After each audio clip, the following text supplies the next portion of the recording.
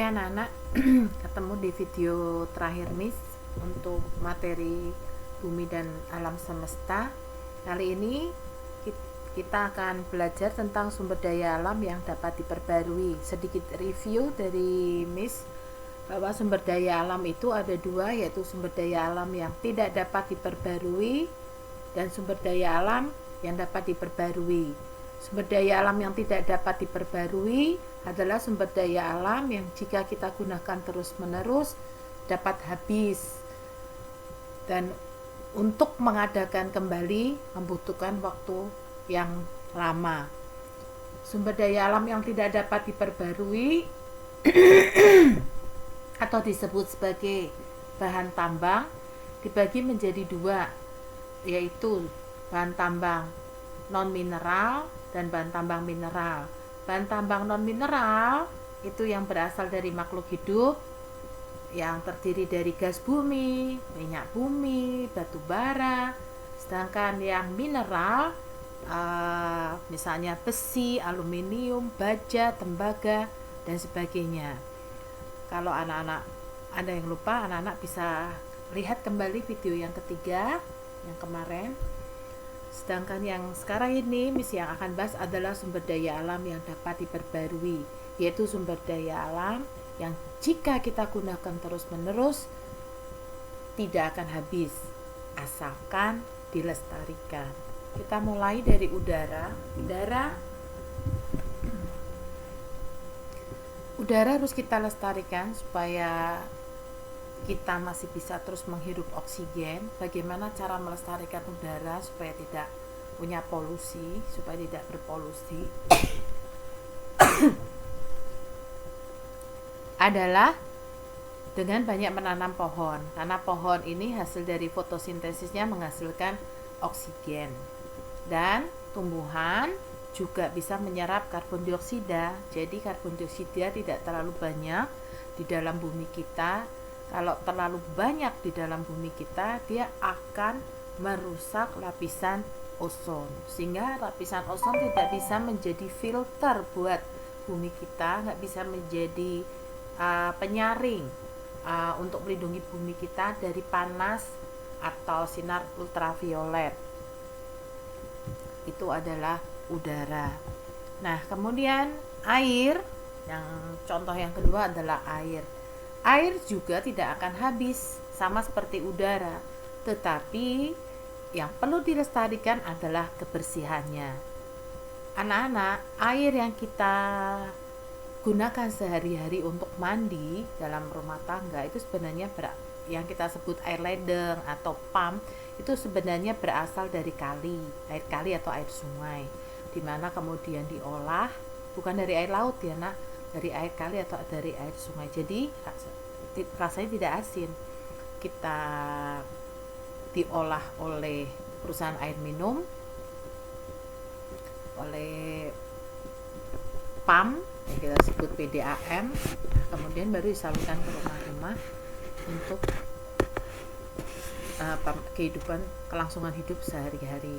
Untuk air minum dulu, pada zaman dulu sebenarnya juga menggunakan PAM atau ledeng itu, tetapi sekarang orang banyak menggunakan air mineral yang dibeli berupa galonan. Banyak sekali kan sekarang kita beli, karena orang mulai meragukan kebersihan dan keamanan dari air tersebut. Maka kita harus jaga kebersihan air. Nah, guna air, kalau airnya bersih dapat kita gunakan untuk kehidupan sehari-hari, bisa untuk olahraga air, ini untuk pengairan. Dia menampung air hujan, kemudian dialirkan ke sawah-sawah, karena sawah harus dialiri air. Kemudian digunakan untuk objek wisata, ini misalnya Pantai Kuta kebetulan yang harus ambil dan sebagainya. Tanah, kemudian kita lihat, jadi ada udara, air, dan yang ketiga ada tanah. Anak-anak, kalau tanah, bagaimana cara melestarikannya adalah menjaga kesuburannya. Tanah bisa menjadi tidak subur karena lapisan tanah yang paling atas terkikis oleh air hujan pada saat hujan turun. Ya, itu yang disebut dengan erosi atau tanah longsor. Bagaimana cara melestarikan kembali supaya subur? Dengan memberikan pupuk. Pupuknya adalah pupuk organik. Kemudian juga menanami kembali setiap lahan kosong. Tidak perlu sampai lahan kosong ya, kamu bisa juga menanami, misalnya menanam tanaman di pot dan sebagainya, itu termasuk usaha melestarikan tanah juga. Terus di daerah lereng-lereng gunung yang seperti ini, supaya tidak gampang terkikis atau erosi atau tanah longsor, dibuat sengkedan atau terasering, kemudian ditanami, sehingga ingat, akar-akarnya dapat menahan tanah ketika air turun ke bawah.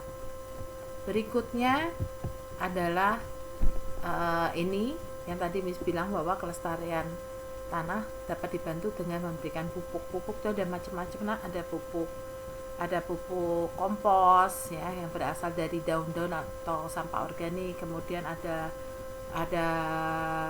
pupuk kandang berasal dari kotoran hewan. Ada juga pupuk yang dibuat oleh manusia, tapi ini pupuk buatan, ini mengandung zat kimia. Kalau kita bisa menggunakan pupuk-pupuk yang seperti ini itu lebih baik, karena walaupun ini pupuk tapi mengandung zat kimia, jadi harus diatur penggunaannya, tidak boleh terlalu banyak. Dan SDA yang dapat diperbarui selanjutnya adalah hewan, karena hewan tidak akan habis, seperti yang Miss pernah ceritakan di video sebelumnya, tidak akan pernah habis karena dia bereproduksi. Cuma ada beberapa hewan yang sekarang langka, misal karena perburuan liar. Jadi perburuan liar itu hewan-hewan tersebut diburu, kemudian dijual untuk kepentingan pribadi. Misalnya seperti burung cendrawasih, badak bercula satu, kemudian orang hutan, banteng, dan lain-lain sebagainya.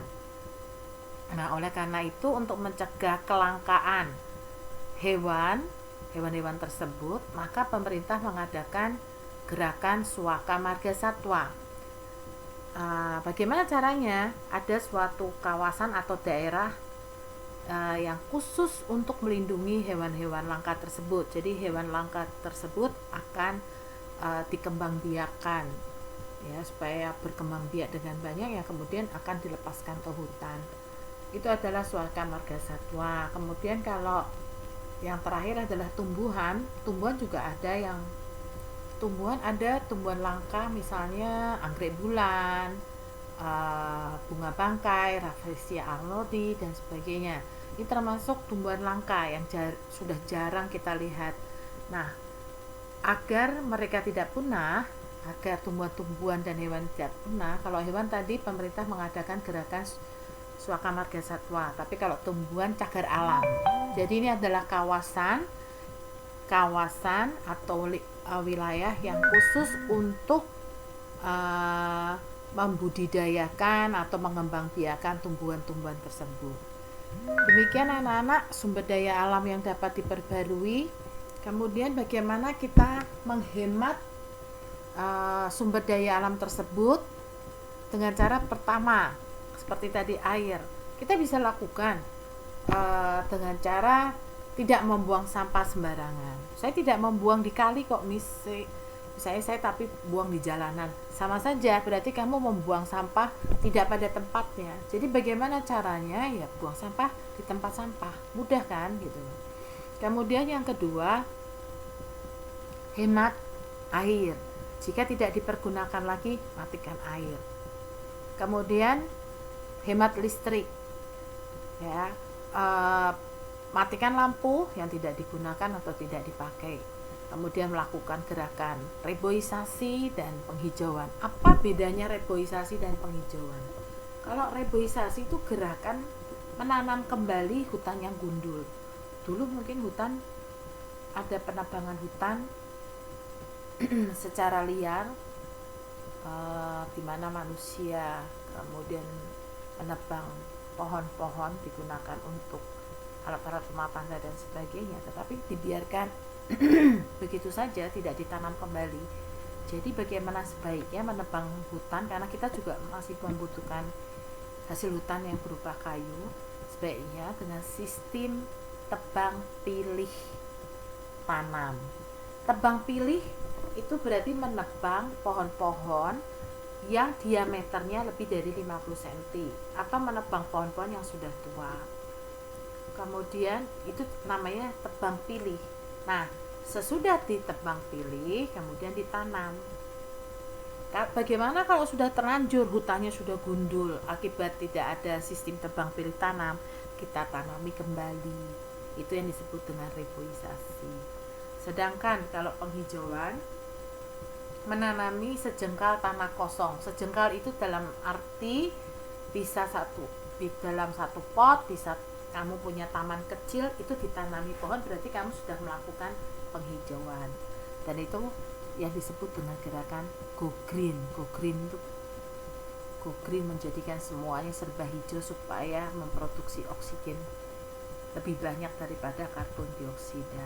Demikian anak-anak, video kali ini agak cukup pendek, dan mudah-mudahan kamu dengar apa kata Miss, pesan Miss untuk melihat video itu secara berulang-ulang supaya kamu bisa memahami. Ketika Miss memberikan latihan, cari jawabannya pasti ada di video atau ada di materi yang Miss sudah bagikan, handout maksudnya.